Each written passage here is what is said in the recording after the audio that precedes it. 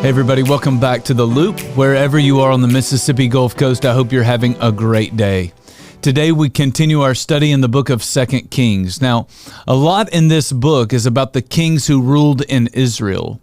But even more than that, this book is about the prophets who ruled in Israel.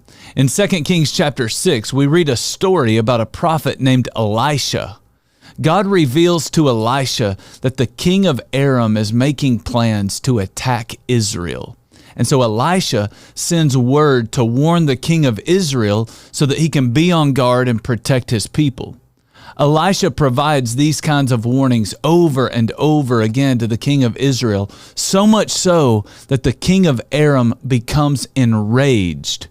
He finds out that Elisha is the one sharing his battle plans with the king of Israel, and so he sends his troops to capture the prophet Elisha. In verse 15, we're told that Elisha's servant wakes up one morning and he sees that they are in serious trouble.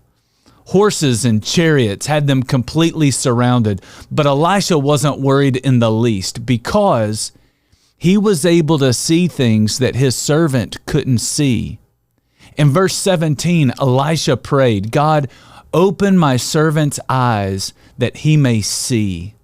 When the Lord opened his eyes, he could see that the Lord's army was already on the scene. The hills surrounding the city were full of horses and chariots of fire. Now, I realize that this may be a stretch for some of you, but the Bible teaches that there are physical realities in our world and there are spiritual realities in our world. The spiritual realities are all around us, but because we don't see it, a lot of us just don't even believe in it. And yet the Apostle Paul wrote about it in the New Testament. He said our struggle is not against flesh and blood, the physical world, but against principalities and powers in the heavenly realms. He was referring to the spiritual world. I pray for you today the same way that Elisha prayed for his servant. I pray that God will give you the eyes to see the spiritual realities that are all around you. I pray your eyes are opened to spiritual truths. I pray that your eyes are open to the reality of your spiritual enemy.